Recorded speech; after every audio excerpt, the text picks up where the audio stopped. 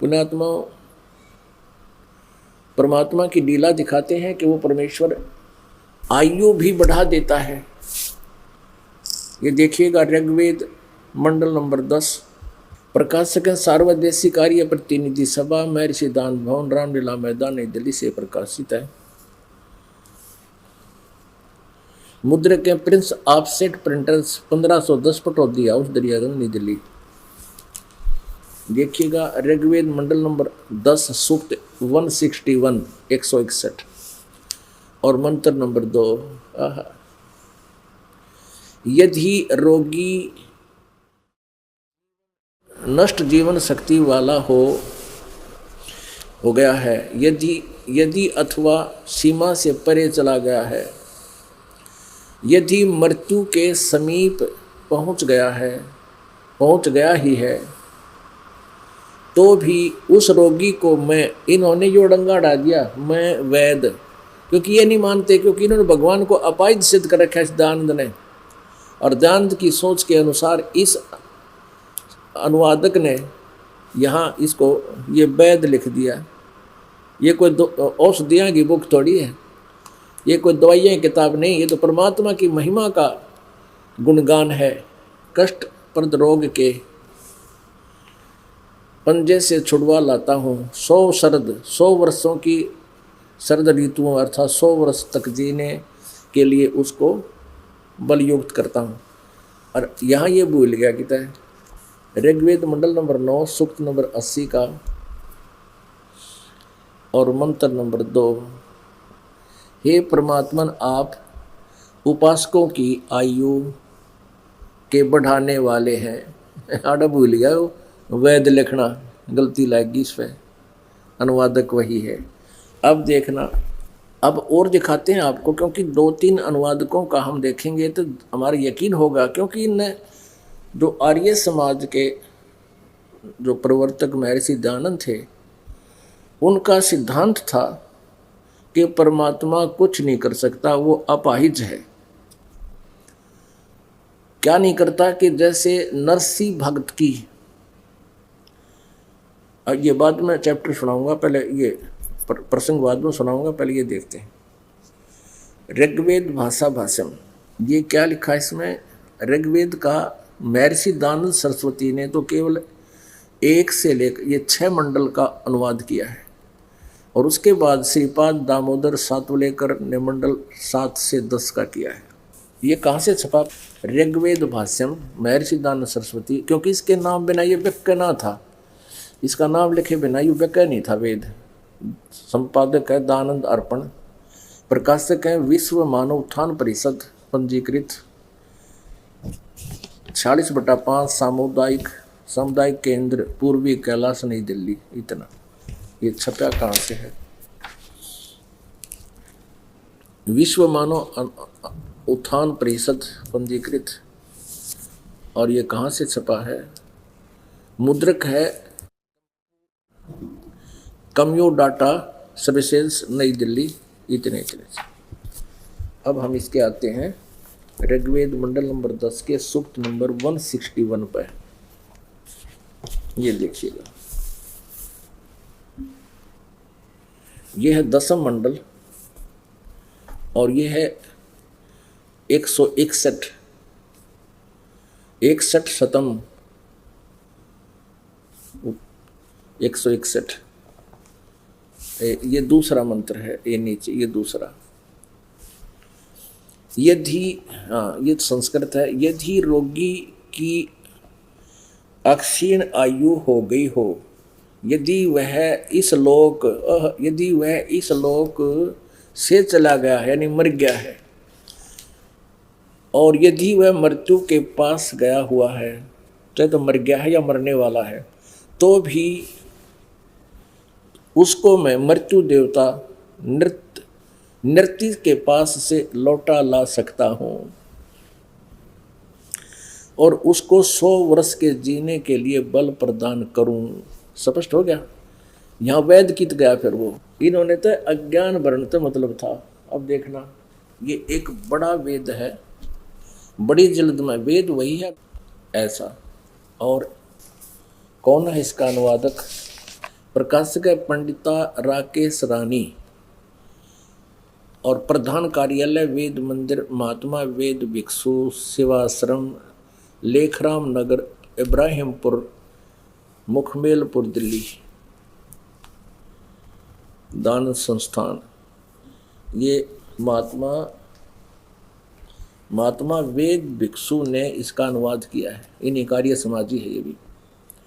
महात्मा वेद भिक्षु भारतेंद्र नाथ करोल बाग नई दिल्ली से दान संस्थान से इसका ये इसने बिल्कुल ठीक किया है। इसका याद ना रहा होगा दानंद वाली बात, परमात्मा की कृपा है। ऋग्वेद मंडल नंबर 10 सूक्त 161 और मंत्र नंबर ये 161 मंत्र नंबर 2। यदि किसी रोगी की जीवन शक्ति समाप्त हो, यदि वह सीमा से भी परे हो गया है, इन्होंने कुछ थोड़ा बहुत उलझाने की चेष्टा की है, उससे बीच वाले ने स्पष्ट कर दिया यदि वो मृत्यु उस परलोक चला गया हो, सीमा से पार परलोक चला गया है, यदि वह मृत्यु के सन्निकट यानी कति मरण वाला हो, चाहे मर कर दूसरे लोक में चला गया है, तो भी उसे मैं भारी कष्टपद रोग के पंजे से मुक्त कराऊं तथा उसे 100 वर्ष यानी 100 वर्ष के जीवन हेतु बल संपन्न करूं। भावार्थ, यदि रोगी की जीवन शक्ति समाप्त हो रही है और उसका रोग सीमा के पार कर गया है, तब भी परमात्मा उसे इस कष्टपद रोग से मुक्त कर 100 वर्ष का जीवन दे सकता है। पुण्यात्माओं, इस आर्य समाज के प्रवर्तक महर्षि दयानंद जी का इतना योगदान तो है कि अभी तक इन्होंने वेदों को जीवित रखा। इनको स्वयं वेदों का कैख का भी पता नहीं था, ना महर्षि दयानंद ने। महर्षि दयानंद तो कलयुगी महर्षि बिल्कुल नकली डुप्लीकेट था। आज सुबह के सत्संग में आपको देखा, सतयुग के महर्षियों को पता नहीं था वेद में क्या लिखा। वो दुर्गा की पूजा का समर्थन कर रहे हैं और किया करते थे। अब हमने इस अध्यात्म ज्ञान को, इस 9 मण सूत को सुलझाना है। उसके लिए हमने इनका सहयोग लेना है। इनका इतना सहयोग अवश्य रहा है अभी तक आर्य समाज के आचार्यों का कि इन्होंने इन वेदों को जीवित रखा। नहीं तो लोग छोटी छोटी कथा उन पर कविताओं पर पहुंच गए थे। जय गणेश देवा, 16 शुक्रवार के व्रतों की इतनी पतली पतली किताब सी सब घरों में पहुंच गई थी। हनुमान 40 पर डट गए थे, लेकिन इनको स्वयं वेदों का कति ज्ञान नहीं था। और आज इन वेदों का यथार्थ ज्ञान आपके समक्ष प्रकाशित हो रहा है, प्रकट हो रहा है। लेकिन इनको वेदों में क्या लिखा है इसका कुछ नहीं पता था। केवल अपने सट्टे जरूर मार गया दयानंद। एक आम जन साधारण नास्तिक व्यक्ति जैसी सोच थी इसकी। इन्होंने क्या लिखा, किसी ने प्रश्न किया है कि जैसे रणछोड़ भगवान ने, श्री कृष्ण भगवान ने